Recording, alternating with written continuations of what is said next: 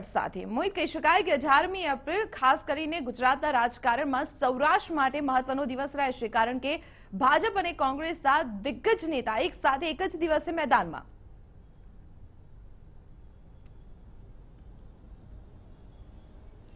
દીપાલી 18મી તારીખે એક તરફ અમરેલીમાં નરેન્દ્ર મોદી ચૂંટણી પ્રચાર કરવાના છે, બીજી તરફ જૂનાગઢમાં રાહુલ ગાંધી કોંગ્રેસ માટે પ્રચાર કરવાના છે. સૌથી મહત્વની વાત છે કે સૌરાષ્ટ્ર ઉપર ખાસ ધ્યાન કેન્દ્રિત કરવામાં આવ્યું છે, કારણ કે કોંગ્રેસને વિધાનસભાની ચૂંટણીમાં જે સૌરાષ્ટ્રમાં ખાસો ફાયદો જોવા મળ્યો હતો. બીજી દીપાલી સૌથી મહત્વની વાત છે કે સૌરાષ્ટ્રના જે વિસ્તારોમાં ભાજપ અને કોંગ્રેસ બંને પ્રચાર કરી રહ્યા છે, આ તમામ સીટો છે તે સીટો કસમકસ ભરી કટોકટી ભરી સ્થિતિ માનવામાં આવે છે અને આ સીટો પર રસાકસીનો જંગ જામશે તેવું સ્પષ્ટપણે લાગી રહ્યું છે. દીપાલી, વડાપ્રધાન નરેન્દ્ર મોદીએ ગુજરાતમાં પ્રચારના શ્રી ગણેશ જૂનાગઢ બેઠક પરથી કર્યા. જૂનાગઢ બેઠકમાં પણ આ વખતે ભાજપ વર્સિસ કોંગ્રેસમાં રસાકસીનો જંગ જામે તેવી શક્યતા છે અને સાથે સાથે જૂનાગઢ અને પોરબંદર આ બે બેઠકને આવરી લેવામાં આવી હતી અને આ પોરબંદર બેઠક પર પણ રસાકસીનો જંગ જામે તેવી શક્યતા છે. એટલે વડાપ્રધાન નરેન્દ્ર મોદીએ ભાજપ માટે આ બે બેઠક પર પ્રચાર કર્યો ને હવે આ જ બેઠક પર રાહુલ ગાંધી પણ પ્રચાર કરવાના છે. બીજી જે અમરેલી બેઠક, જે રાહુલ ગાંધીએ અમરેલી અને ભાવનગર બેઠક માટે પ્રચાર કર્યો, હવે ત્યાં નરેન્દ્ર મોદી અમરેલી બેઠક માટે પ્રચાર કરવા માટે આવી રહ્યા છે કે જ્યાં કોંગ્રેસ દ્વારા ખુદ વિરોધ પક્ષના નેતા પરેશ ધાનાણીને મેદાને ઉતારવામાં આવ્યા છે. એટલે આ બેઠક પર પણ હાઈ વોલ્ટેજ બેઠક માનવામાં આવે છે અને આ બેઠક પર પણ જે પડડું કઈ બાજુ રહેશે તે કોઈ પણ વ્યક્તિ નિશ્ચિત કરી શકતું નથી. એટલે એવી બેઠક પર બંને રાજકીય પાર્ટીઓ છે તે પ્રચાર કરી રહ્યા છે.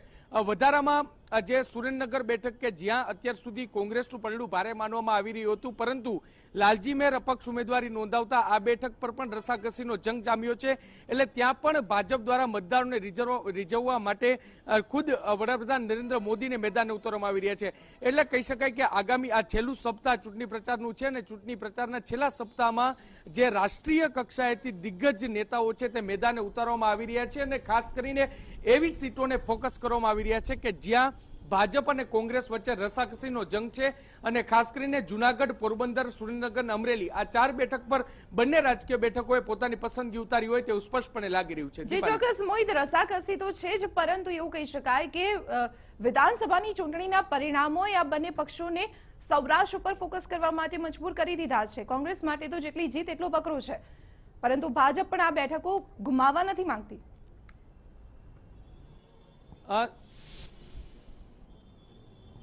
દીપાલી, સ્પષ્ટપણે કોંગ્રેસ એવું માની રહી છે કે સૌરાષ્ટ્રમાં જે વિધાનસભાની ચૂંટણીમાં જે તેમને ફાયદો થયો હતો, ખાસ કરીને ગીર સોમનાથ જિલ્લો, જૂનાગઢ જિલ્લો, અમરેલી જિલ્લો અને સુરેન્દ્રનગર જિલ્લો, આ ચાર જિલ્લા એવા હતા કે જ્યાં તેમને જે ખાસો ફાયદો મળ્યો હતો અને આ જ ફાયદો છે તેનો લાભ લોકસભાની ચૂંટણીમાં પણ મળી શકે તે માટે તેમને વ્યૂહરચના કરી છે અને એટલા માટે જ રાહુલ ગાંધીનો ચૂંટણી પ્રચાર પણ મોટા ભાગે આવા વિસ્તારોમાં ગોઠવવામાં આવ્યો છે. અમરેલી બેઠક કે જ્યાં કોંગ્રેસ છે તે જીતનો આશાવાદ વ્યક્ત કરી રહી છે, કારણ કે ધુરંધર નેતા કહી શકાય વિરોધ પક્ષના નેતા પરેશ ધાનાણીને મેદાને ઉતાર્યા છે, ત્યારે આ સીટ પર જીતનો આશાવાદ વ્યક્ત કર્યો છે અને એટલા માટે જ જે ત્યાં અમરેલી બેઠકની નજીક જ જે રાહુલ ગાંધીની સભા રાખવામાં આવી હતી. બીજી સૌથી મહત્વની જૂનાગઢ બેઠક કે જ્યાં કોળી મતદારોનું પ્રભુત્વ છે અને ગીર સોમનાથમાં જે રીતે વિધાનસભાની ચૂંટણીમાં ગીર સોમનાથ અને જૂનાગઢ આ બંને જિલ્લામાં કોંગ્રેસને ફાયદો થયો હતો, ત્યારે તેનો ફાયદો લોકસભામાં પણ મળે તે માટે રાહુલ ગાંધીની બીજી સભા